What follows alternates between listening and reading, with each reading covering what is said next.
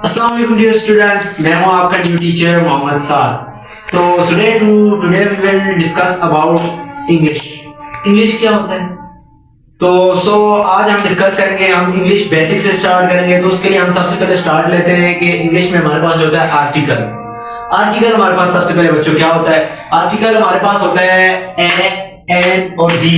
अपनी जुबान में हम कहते हैं दा, और ब्रिटिश हमारे भाई गोरे कहते हैं दी। तो ये हो गए हमारे पास आर्टिकल में आ जाती हैं ये तीन चीजें, ए, एन और दी। तो उसके बाद हम बात करते हैं, हमारे पास हमें बचपन से हमारे टीचर पढ़ाते हुए आए हैं कि ए को कहाँ यूज करना है, एन को किसके साथ लगाना है। तो वो हमें बताते थे। उनका कंसेप्ट हमारे लिए थोड़ा बहुत गलत नहीं कहूंगा मैं, लेकिन सही नहीं था, क्योंकि वो कहते थे ए को हमारे पास हमने लगाना है, ए को लगाना है कांस्टेंट जो कांस्टेंट होते हैं हमारे पास उन वर्ड्स के साथ लगाना है। कांस्टेंट कौन से होते हैं? अल्फाबेट्स में ए, ई, आई, ओ, यू को छोड़कर जितने भी वर्ड्स आते हैं वो सब कांस्टेंट होते हैं। तो हमारे टीचर ने हमें ये कॉन्सेप्ट दिया कि जो हमने ए लगाना है वो सिर्फ कांस्टेंट वर्ड्स के साथ लगाना है। तो ऐसे ही हमने एक जुमला ले लिया, देख लेते हैं कि ही इज अ हैप्पी।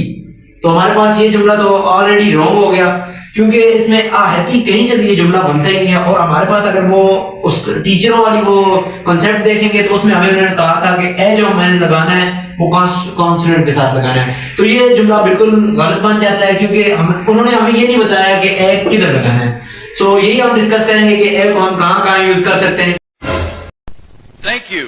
सो बच्चों, मैंने आपको ये बात बतानी थी कि ए जो होता है हमारे पास वर्ड आर्टिकल होता है हमारे पास, इसको हमने यूज कहाँ पे करना है। इसको यूज करने के लिए दो चीजें हमने देखनी पड़ती हैं। एक तो हमने फर्दर ये चीज देखनी है कि ए के फौरन बाद जो वर्ड आएगा वो होना चाहिए हमारे पास नाउन। नाउन क्या होता है ये आगे आप हमारे नेक्स्ट वीडियो में देख लेना, चैनल पर होंगी मौजूद। तो दूसरी हमारे पास ये चीज है कि ये काउंटेबल होना चाहिए। काउंटेबल से मुराद ऐसी चीज जिसको हम गिन सकते हो, जिनकी तादाद शुमार कर सकते हो।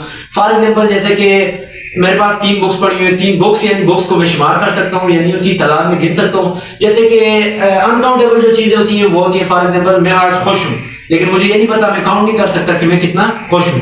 तो सबसे पहले आपको फर्दर ये चीज चेक करनी पड़ेगी कि आपके पास आना चाहिए ए वहां यूज करना है जहाँ के आपके पास यहाँ पे हो। एक तो आपके पास नाउन होना चाहिए, दूसरा आपके पास हो काउंटेबल। आप काउंट कर सकते हो कि कितने डॉक्टर हैं। और ये वाला जुमला आपका सरासर रॉन्ग बनता है, he is a happy. Happy तो चलो आपका नाउन आ जाता है, मगर दूसरी शायद उसमें पूरी नहीं होती, क्योंकि काउंटेबल नहीं है, हम खुशी को गिन नहीं सकते। तो इसलिए ये जुमला हमारे पास रॉन्ग रहेगा, और ये दो जुमले हमारे पास गुड रहेंगे, हमारे क्लियर है। He is a good teacher, he is a teacher and he is a doctor. ये दो हमारे पास आर्टिकल ए के लिए जो सही सेंटेंस बने वो हमारे पास ये दो सेंटेंस। तो मैं बच्चों अभी वीडियो एंड करने वाला था, तो मुझे एक बात याद आ गई कि मैंने लिखा था यहाँ पे ए जो होता है हमारे पास आर्टिकल होता है, इसको हम कहते हैं इंडिफिनिट आर्टिकल। इंडिफिनिट आर्टिकल क्यों कहते हैं बच्चों? तो इसको मैं यहाँ पे इस जगह पे मैं आपको प्रूव करके भी दिखाऊंगा कि इसको हमने इंडिफिनिट आर्टिकल क्यों लिखा है। इंडिफिनिट फॉर एग्जांपल बच्चों ये होता है कि इंडिफिनिट आर्टिकल वो होता है जिसको हम फाइंड नहीं कर सकते, यानी कि इसकी मालूम नहीं कर सकते इसको, इसके बारे में कि क्या तादाद क्या चल रही है, उसके अंदर क्या शुमार क्या हो रहा है किस चीज के बारे में। फॉर एग्जांपल हमने यहाँ पे एग्जांपल लिखी ही इज अ डॉक्टर। हमारे पास ये तो पता चल गया वो एक डॉक्टर है, ये नहीं पता वो हार्ट का डॉक्टर है, लंग्स का डॉक्टर है, किडनीज का डॉक्टर है, उसका क्या क्या किस शोबे से वो रिलेटेड है, उसका इस चीज के बारे में हमें नहीं पता चलता। और इसमें ही इज अ टीचर, क्या वो एक टीचर तो है, मगर क्या पता वो बायो का टीचर है, आर्ट्स का टीचर है, फिजिक्स का है, मैथ का है, इंग्लिश का है, बायोलॉजी का है, किस चीज का है, हमें इस चीज के बारे में कोई कंसेप्ट नहीं है। तो इस वजह से, इस चीज की वजह से इसे हम कहते हैं इंडिफिनिट आर्टिकल, यानी कि हमारे पास इसकी कोई पूरी वजाहत नहीं होती, ये इनफाइनाइट होता है। तो आज की वीडियो यहीं तक एंड करते हैं। तो हमारे पास अब हमारा जो नेक्स्ट टॉपिक होगा इसी का पार्ट 2 बनेगा, वो बनेगा एन और दी पे, कि वो किस तरह के आर्टिकल है, उनके साथ क्या क्या वर्ड्स यूज करने हैं।